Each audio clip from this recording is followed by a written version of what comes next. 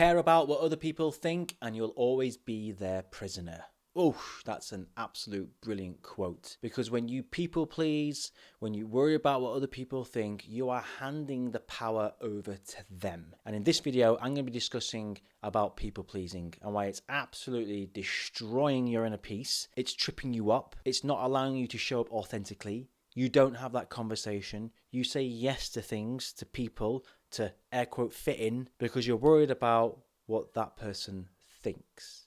So me personally, I am a recovering, perhaps some days still, a people pleaser. And I've done a lot of work with my coaches over the years to understand where this people pleasing comes from and how to stop letting those thoughts take over, and most of all, stop taking the action or doing things which are against my values and who I want to be, except everything else. So this, if you're a people pleaser, which most people are, I think majority of people have people-pleasing tendencies, whether they do it outwardly in front of people or they do it in their mind. I think that's majority of people, I'd say. But it's understanding where your people-pleasing came from. And your people-pleasing would have come from childhood. Don't know why I'm pointing that way, but childhood's that way. Maybe it's that way. Who cares? It comes from when you were a child and how you were raised and whose love did you crave the most, your mother's or your father's. Maybe you didn't have a mother and a father. Maybe you had guardians. I don't know. But it's whose love you crave the most. And that's a lot where the people pleasing can start. Because if you didn't get the love, or if your wants, needs and desires were not met, then the people pleasing can come in. And it plays in when you're younger, but it starts to play out when you're in high school and groups of friends because you didn't know how to control or understand this people pleasing and how it played out. For me, it got me into a lot of shit. Don't get me wrong, I had a lot of fun, in my late teens and early 20s and everything else, and the excessive drinking, the drug use and all that. Yes, I had a lot of fun, but it was all against who I was becoming. I was out of alignment. And the work that I've done with myself and, with being alcohol free, I'm over 7 years alcohol free now. I did that for me, no one else. Now I do it for other people, but that's later.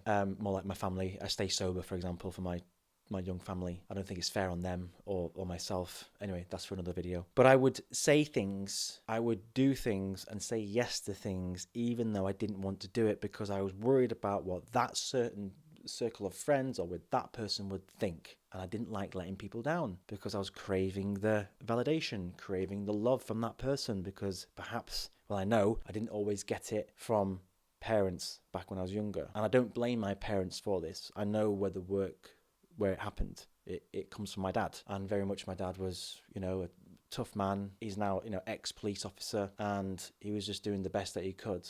And I can't blame him, or if I'm going to blame him for all that, I have to thank him for all the good, because he taught me discipline, he taught me focus, he talking about making commitments, he talked about staying the path, he taught me a lot about that. So I thank him for that. So, but doing that work with a coach, with someone to understand where it came from is hugely beneficial. Very, very beneficial. It's a very distorted memory, your past, but understanding how it took fruition, how it came about is very, very powerful, because then you understand it and then you can start to put in measures, actions in place to deal with it. So how does your people pleasing show up in present day? Be honest with yourself. Are you saying yes to things? Are you saying yes to go to that party, or yes in a business decision, or yes to your partner, and really inside you're going, don't want to do that. Oh fucking hell, why did I do that? If that's you, then yeah, you're a people pleaser and you're doing everything to fit in, but you're the one that's crying on your bed at the end of the night, for example. I'm not going to say fully crying, but you're sat there like, why did I do that again? Why did I go out and get absolutely hammered and do it again? And I'm back here, spent all that money, pissed off loads of people. Why do I keep doing it to myself? A lot of it is to do with people pleasing. You're worried about the other people. Now, first thing to understand is you have no control over other people's thoughts. You can't really worry about what other people are thinking, because it's your perception of their thoughts. It's your thought that's doing it, because you have no idea what they're thinking, because it's the story in your head and your perception of what they're thinking. And believe me, they ain't thinking about you because most people are walking around still, they're doing the exact same thing as you. They're caught up in their own bullshit, they're caught up in their own thoughts, they're barely awake, they don't have this level of awareness, they're just walking around like this. And we worry, we have this frustration inside us. We're constantly worrying about what people think, and then we start to people please, and it wasn't even necessary. One of the things that can help here when it's to do with a certain group of people is to step back. Like, remove yourself from those toxic WhatsApp groups. You know the ones that you're in. It's the ones when you see it pop up and you're like, yeah, there's a few laughs in there from the people. But deep down you're going, they're all nice people, but they're not quite aligned with where I'm going. And when you get that feeling in a WhatsApp group or circle of friends, it's time to go. It's time to distance yourself. That is a huge part of to stop the people pleasing and part of personal growth as well. And start to surround yourself with people who are less toxic, who are into self-development, who want to push themselves. Personally, I found that in different ways. I found it in business groups, but then I've also found it in my friendships and things, like joining like a CrossFit box or joining a community like that where people push themselves is always a great community to get involved with. They're very much wrapped into becoming the best version of themselves, whether that's physically in their body or mentally. They're pushing themselves. And I personally, I think that's a great community to get involved in.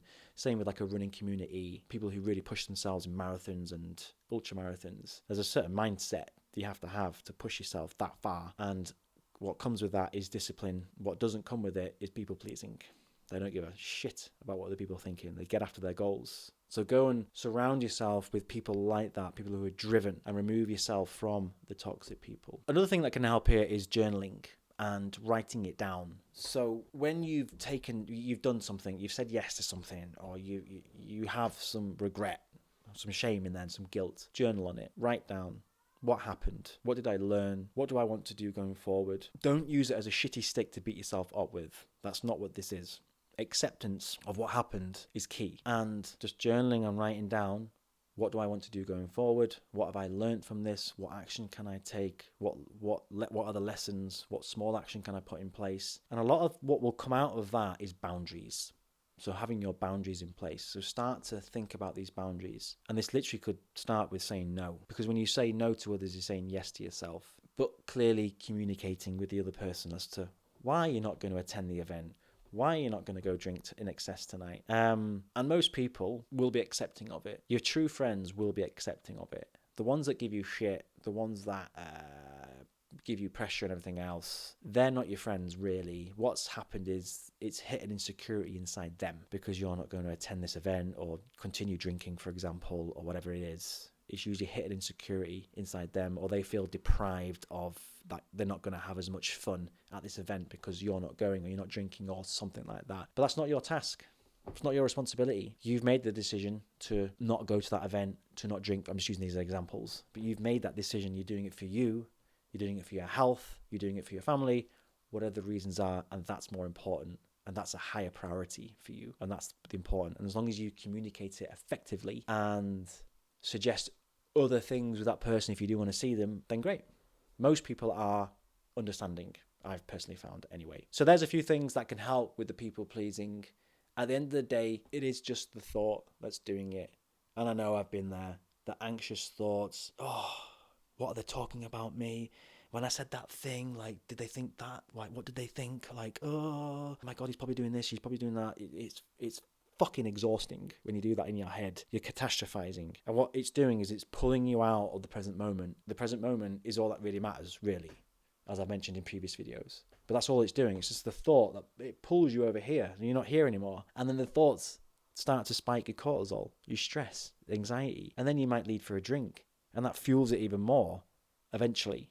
You know, the drink will then help relieve you in the moment of the stress and anxiety, but it comes back stronger the next day. And you're caught up in this awful cycle. And then maybe you make other choices, poor choices, not aligned with who you are. Again, people pleasing. And you go back and you sulk again. And then maybe you drink again to make yourself feel better. And then you feel like shit again. I just described myself then in like most of my 20s and early 30s before I stopped drinking alcohol. That was me for a very long time. And that is a lot of people. That is a lot of people. We always want to make this a nice place to be. So give those a few tips a try that I've mentioned there. And if you've got any questions about this, then please leave a comment below, reach out, and I'm more than happy to point you in the right direction or suggest some other resources. Thanks, guys.